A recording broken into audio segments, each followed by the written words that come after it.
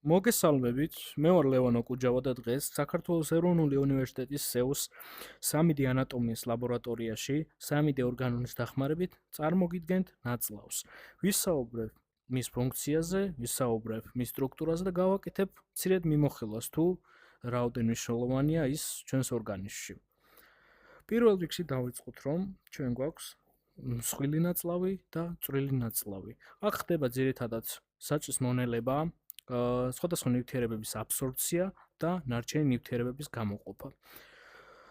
წვრილი ნაწლავი დაახლოებით 6-7 მეტრის სიგრძის არის და მუცლის ღრუს ცენტრშია განლაგებული, ხოლო მსხვილი ნაწლავი დაახლოებით მეტრა ნახევრის სიგრძის არის და ის წვრილი ნაწლავის გარშემოა მუცლის ღრუს უკანა ნაწილში.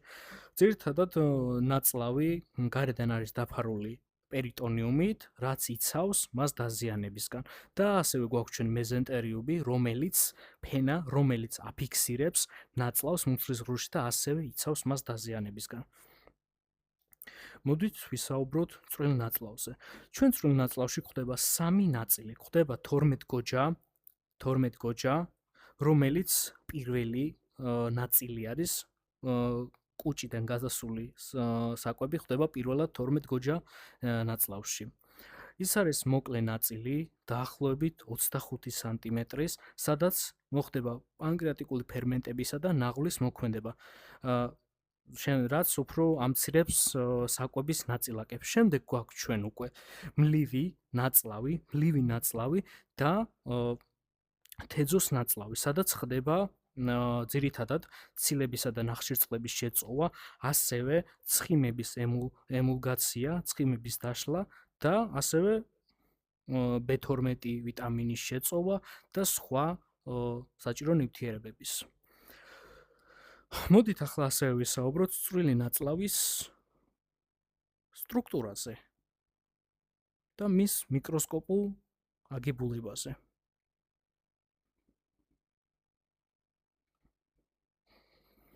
ჩვენ აქ ვხედავთ წვრილი ნაწლავის მიკროსკოპულ სტრუქტურას. აქ ჩვენ გვხვდება ცირკულარული ნაოჭები, ლურწოვანი გარსი არსებული, რომელთაც არის ამოფენილი წვრილი ნაწლავი, ასევე ჩვენ გვხვდება ხაოები და მიკროხაოები.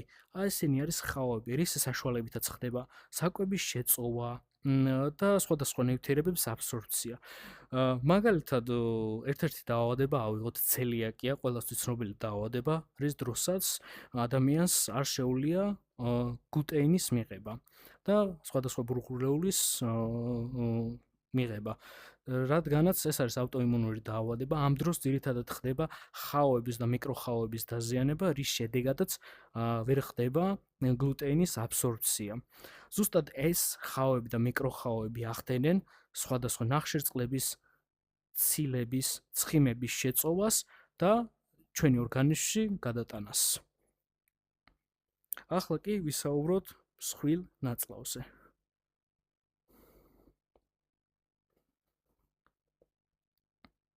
მსხვილ ნაწლავში აქ კარგად ვხედავთ, რომელიც წვრილი ნაწლავის უკან არის განლაგებული, გვხვდება სხვადასხვა რეგიონი. ჩვენ გვხვდება ბრმა ნაწლავის შემდგომ აღმავალი ნაწლავი, რომელსაც აწევია ascending colon, ასევე გვხვდება განივი მუცლის ღრუს თავზე, ასევე გვხვდება დაღმავალი სიგმოიდური ნაწილი და რექტუმი და ანუსი, საიდანაც შემდეგ ხდება უკვე გამოყოფა ნარჩენი ნივთიერებების. ძირითადად მსხვილი ნაწლავის ფუნქცია არის წყლისა და ელექტროლიტების შეწოვა, ხელს უშლის ორგანიზმის გაუწყლოებას, ასევე ბაქტერიული ფერმენტაცია, მაგალითად აწარმოებს ვიტამინი K-ს და ბიოტინის და ფოლიუმის მჟავას, რაც არის ძალიან მნიშვნელოვანი ჩვენი ორგანიზმისთვის და მსგავსი ფუნქციები.